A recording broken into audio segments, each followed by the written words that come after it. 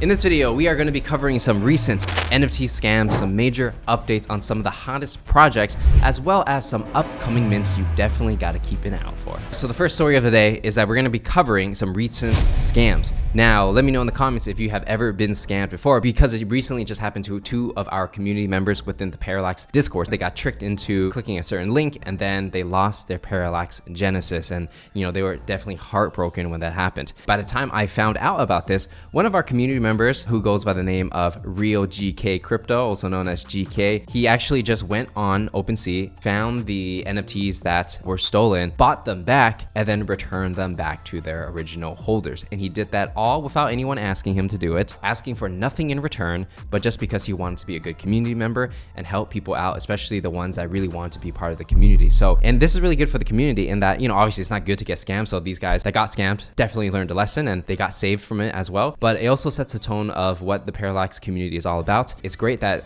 someone would do this out of the goodness of their own heart with no expectation in return. That's kind of the vibe and culture that, I'm trying to set. And it's great to see other community members also doing that as well. So shout out to you and appreciate anyone who helped during this situation. And if you want, go ahead and give GK a follow. He goes by the name Real GK on crypto, and it seems like he's bullish on Neo Tokyo, Parallax, and Zen Academy. So if you want to check him out, give him a follow, and let's go ahead and move on. So the next project that we're going to talk about is actually Clone X, and we did talk about them yesterday, where they just recently let people use their 3D files. But during that time period, which has been like 24 hours, so much user generated content has been created. So if you just type in like hashtag CloneX on Twitter, you're going to find that a lot of people who are already experienced in using Unity, Unreal Engine, or whatever software they use for 3D. And we've seen also a lot of people who have a Clone X have no idea how to use 3D software, but then they are learning it just because they have these Clone X files. So it definitely is inspiring people to get more creative with it. You can see this person's using it as an AR mask. You see other people just like creating different type of 3D kind of art. And really this is just scratching the surface, because it's literally only been like a day since this came out. Kind of makes me bullish on that concept in general, not just on Clone X, but in general, because like more and more creators are going to want to use their NFT, create different assets, and use it maybe to create a brand one day and maybe make a music video, whatever the case is. But I definitely can see a lot of potential in this. And also when you have the 3D files, you're going to be able to download them in male version and female version, right? So the Clone X doesn't necessarily have a sex. If your Clone X looks like a female, you can download a male version of that and the body type will be a male, and vice versa. If your Clone X looks like a female, you can download the male version of that. So, you have both aspects to that, which is actually pretty cool. I'm really interested to see, who's going to be the first VTuber using a Clone X, who's going to be the first like virtual influencer as the Clone X, right? And so there's so many different possibilities. And we've seen this with Bored Ape Yacht Club. Someone put them together to create a band. So, there's different avenues that they can take, and I'm very curious to see how this goes. The next project we're going to talk about is going to be an upcoming mint, which is BF Party from one of the founders, Bushido, which we actually did an interview of him on the Parallax a few months ago. But as we get closer to the mint date, and I believe it's coming real soon, there's probably going to be a lot of excitement for this project, because obviously Bushido is one of the co-founders of NanoPass, and then you have that whole ecosystem over there supporting this project, and a lot of people do like the type of games that he is creating on BF Party. And to remind you real quick of what exactly BF Party is, essentially it's going to be like a series of different type of mini games where you're going to be able to play. So the first game they came out with, it's kind of like you run around a map, then like you're trying to survive as long as possible, and then in the future I think they're going to have multiplayer available for that. So right now it's only single player, and after that they're going to create different type of games, implement it into like this whole Web3 thing. They're trying to make this free to play so anybody can play, but then there's an option to have NFT and play and earn different skins, which may be of value, and maybe you can sell them, or maybe they won't be valuable. We'll have to see. But that essentially is the proposition of the game. And for the artists of the game, there definitely is that Ragnarok, Nexon, MapleStory kind of vibes.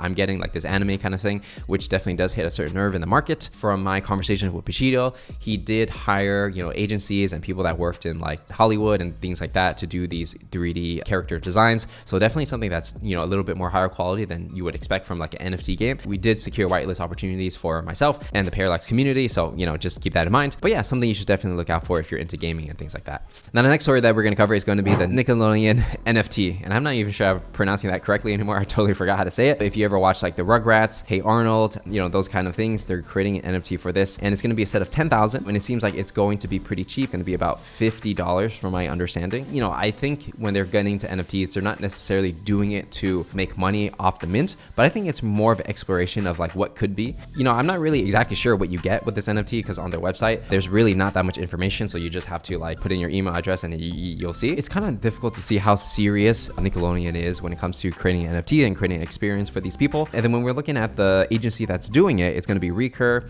and it seems like they've done other projects like Care Bears, Hello Kitties, Star Trek. So it seems like they're just going out to a lot of these Web2 brands and just being like, hey, do you want to do an NFT? I haven't really heard much about the projects that they're working on in the past, like Care Bears, for example, Hello Kitty and Friends. Not many people are talking about those NFTs, so it's hard to say if you're going to get a return on investment. In my opinion, it's more like a consumer-driven NFT where, you know, you're buying it because you're a fan of the Rugrats and Hey Arnold, and you just want to be a part of this community and maybe connect with people who are also nostalgic and born during this time period. I'm not saying you should or shouldn't buy it, but I'm just saying that I'm pretty bullish on a space where a brand like Rugrats is trying to get into NFTs. If that has some success, I think more brands will kind of hop on the trend, and as more people get into the NFT space, hopefully they'll create more demand. More demand means more money coming into the system, and the more money in the system, then the prices go up, right? So bullish on, you know, just space overall in general. And by the way, make sure to follow me at Patrick Dang on Twitter if you want the latest alpha or just to see what I'm talking about. And if you want to join our community, then make sure to join the link in the description, completely free. So if you want to check it out, but if you also want to purchase a Parallax Genesis to get the whitelist opportunities, get special access to certain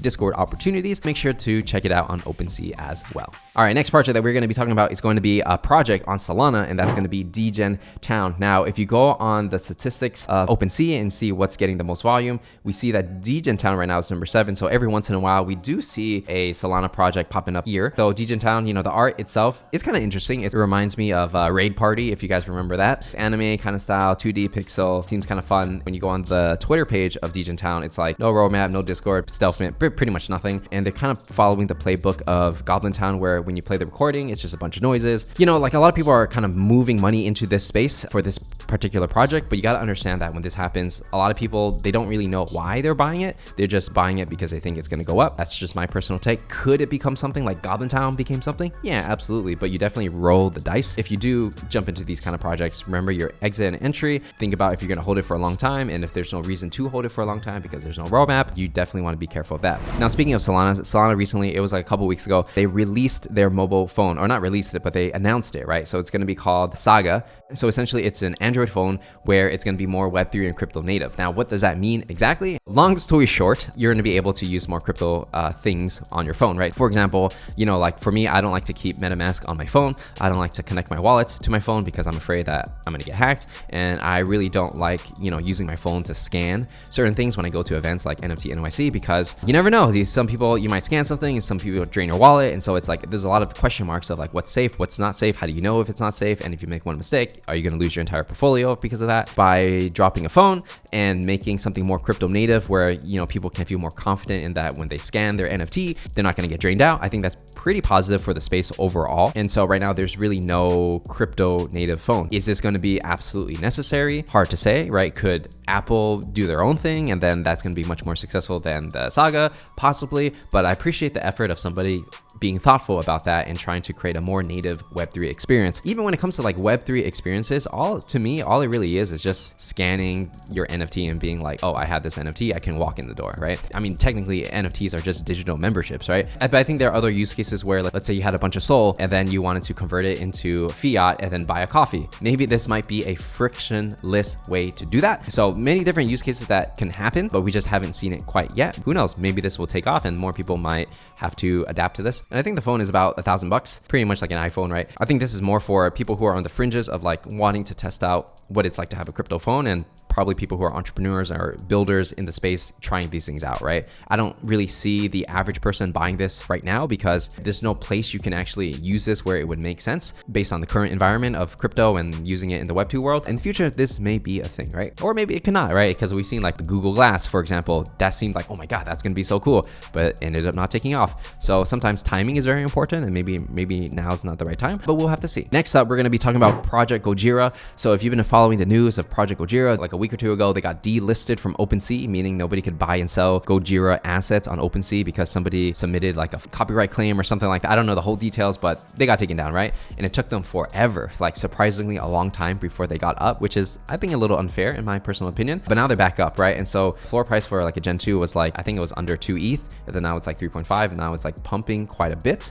So here you can see that there's definitely a lot more volume. That's when they got relisted on OpenSea, and now they're kind of pumping up. Project Godjira Godjira is going to Singapore on July 22nd and 24th. I actually was invited as a VIP to go to these events as well. So I am going to Singapore. So if you're in Singapore, hit me up, let me know what's good. And I'll probably put together a Parallax event, still talking about it with the community on Discord and things like that and organizing that. But yeah, so it seems like, you know, there's a lot of excitement. A lot of people are buying into the rumors. We don't really know what's going to happen, but it seems like the price is pumping. And I'm not saying you should buy it because it's already pumping. So maybe it's already too late. I don't know. But overall, the Godjira community has been pretty supportive of the Parallax. We actually have quite a number of people who hold Godjiras, also hold Parallax, and I also did an AMA with Godjira on their Discord as well. So they're all pretty nice people. So I just wanted to give them a shout out, especially if you're interested in this project to learn more. You could join the Discord or whatever, or maybe you want to go to this thing and you might see me at some of their events. Okay, so the next project we're going to talk about is going to be Memeland. If you weren't following it already, they actually are still working on their main picture profile collection, which is going to be like pirates and things like that.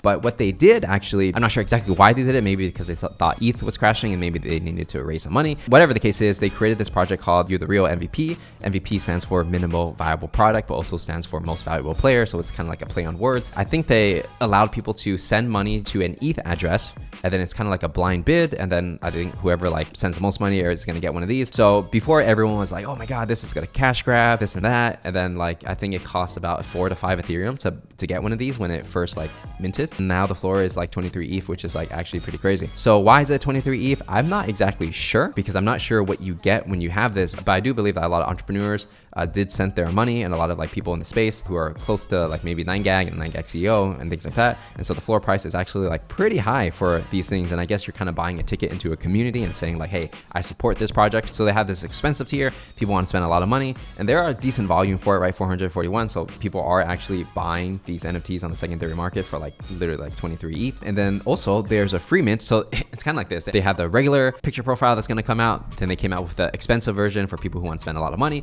And then for the people that maybe don't want to spend a lot of money, they have the free tier. This potato thing is going to be a free mint, 6,900 spots. You have to have Ethereum in your wallet. So I guess they did this because they don't want like a bunch of bots with no money in their wallet to do this. So that's quite interesting, because when I look at a Discord community, it makes sense that people who have the money to spend 23 Ethereum on, let's say, You're the Real MVP NFT, they don't really have time to like hang out in Discord, right? So maybe they hold it and they support the project, but they're not going to be in a Discord every day, which is understandable because they got their own businesses to run, right? Now, the people who are going to do a free mint, they got plenty of time. So they want to like grind on the Discord, they want to make friends, they want to have fun and things like that. So they're the ones that actually keep the community active. And then there's a middle tier of people who want the actual picture profile. So if the free people want to grind, they have a potato, and then they want to get the pirate captain or whatever, the Discord is going to be really active. So then from all fronts, you're going to have a bunch of people who have a lot of money that support the project. You're going to have a bunch of people who don't have a lot of money, but they're going to spend their energy to support the project as well. So you kind of hit both angles, which is actually pretty smart from a community building aspect. You know, we'll have to see, you know, as time progresses, how the progress comes along when it comes to them releasing more information on the